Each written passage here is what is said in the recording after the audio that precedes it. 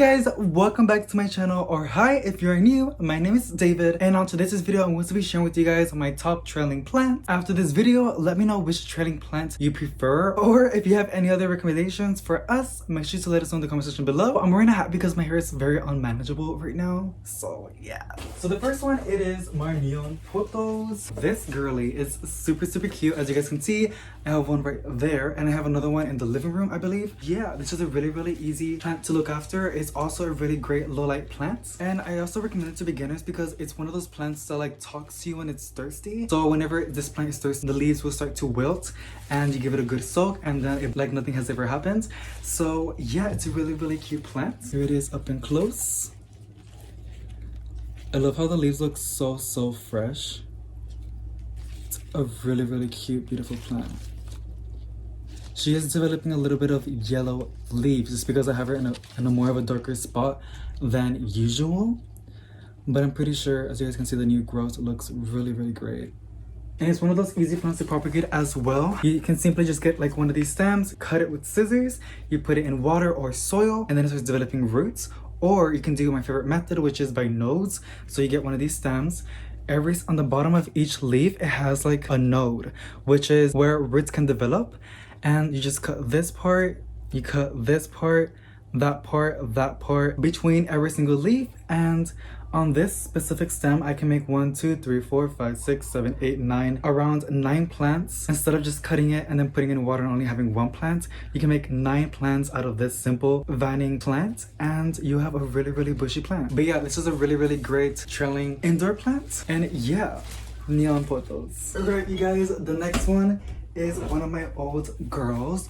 She is one of my first ones that I ever ended up getting, and as you guys can see, she is still alive and very bushy. It's called a Brazil philodendron. This is a really pretty plant because on its leaves it has one of these beautiful markings.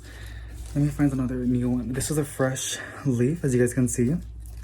It's really beautiful. And there are some leaves that are a little bit green because of this plant is a little bit in lower light. It won't develop its beautiful variegation, but as soon as you place it in a more brighter spot, she will produce these beautiful leaves with the most beautiful variegation, and it's so stunning. It is a great low light plant, but beware that it will produce a less variegation on its leaves.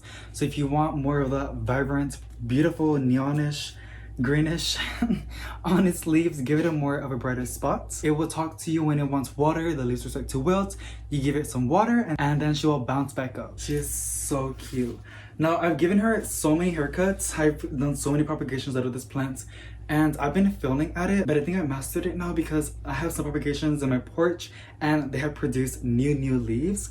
So yeah, it's so pretty, you guys. I have it in a small little table, and it just looks really beautiful where it's at. Look at that leaf.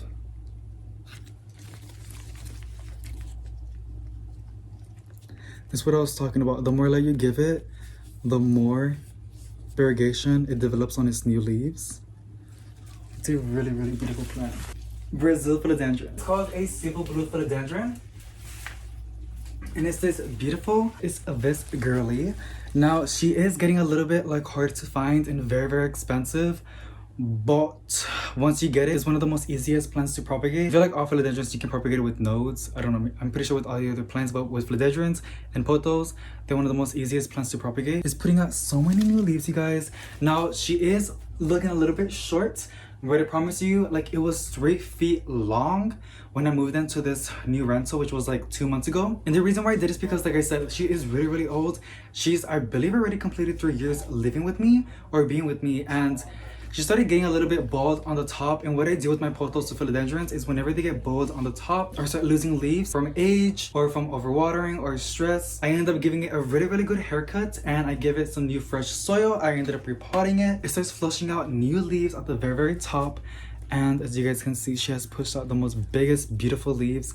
I love it so much. I have seen some people on Instagram where they ended up putting this specific plant, the super blue philodendron, on a moss pole or on any other pole. It starts developing like a more mature leaf form. I want to try it because like I just saw it and I was like, what is that plant? And then they were like, it's a Cebu blue.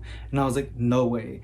And they were like, yeah. And I noticed that plants that end up trailing on a pole, they start getting like bigger leaves and like just getting really, really pretty. So yeah, I'm like definitely considering on making some moss poles. So if you're interested in that video, make sure you tap the subscribe button down below so you won't miss that one or any other future uploads. Now the camera tends to struggle to pick up the blue or grayish hue from the leaves, but I promise you when you see it in person, it looks very like bluish and grayish, which is a really, really pretty color. It really does stand out, especially when it was trailing. I was like, oh my god, it's just so cute. You can see it's starting to like get a lot longer as you are fertilizing it, and it's getting bright and direct light. It will grow like crazy. I do have her in a little bit of a dark corner right there. Like, you guys saw where she was at. She's getting like low and direct light, and she is surviving, but I'm pretty sure she will like grow a lot faster if I give her more light. This is a really, really great trailing plant, and also a really, really great plant for low light, because you guys can see she is surviving, and a low light shelf, and a really, really fun plant to propagate.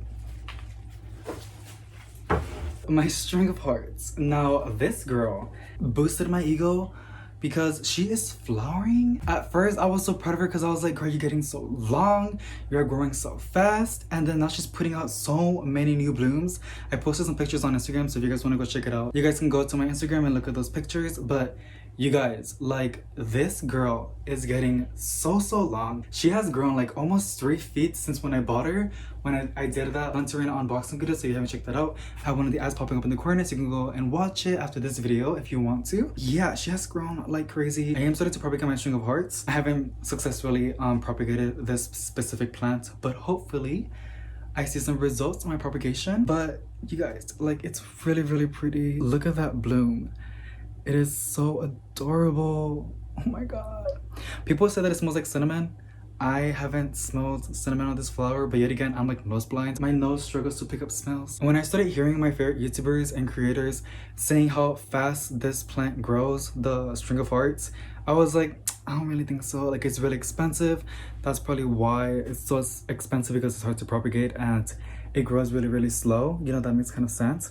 But no, she grows really, really fast. It's a really, really easy plant, you guys. I have it right next to my window where it gets bright and direct light, and it's just doing so good. I love it so much. Like, I kind of want to put it around my neck. The only thing about this plant is that it gets tangled up like crazy. So try not to get it tangled, because if you do, Lord have mercy, it's gonna test your patience. Oh, and by the way, I water it once a month. Alrighty, now the last plant. It is my Addisonii, or aka Swiss cheese plant. And oh, I love it, I love it. It's getting really, really long. I got this girly at a nursery, and I have another one, but I gifted it to my boyfriend. And I got that one for $14.98 at Lowe's. And this one, I got it at my garden center, like your local nursery. And I believe I paid $35 for it, but it has doubled in size, you guys. It's gotten so big, and it's putting out so many beautiful leaves. Now, like, look at those new leaves. Isn't it so interesting? I love it so much, you guys. Now, this also can tolerate low light conditions, but the more bright and direct light, like, honestly, like all the plants, if you give it bright indirect light, it will grow really, really fast. Now, this is one of those plants that can tolerate low light conditions. Isn't this crazy? It has a new leaf developing right there, and then it has another one unfurling. Like, oh my god, that's crazy. That's crazy. But yeah, Swiss cheese plant. Alrighty guys, that is it for this video. If you enjoyed it, please let me know by giving it a big thumbs up and subscribe for more daily plant content. And yeah, I'll see you in the next one. Bye.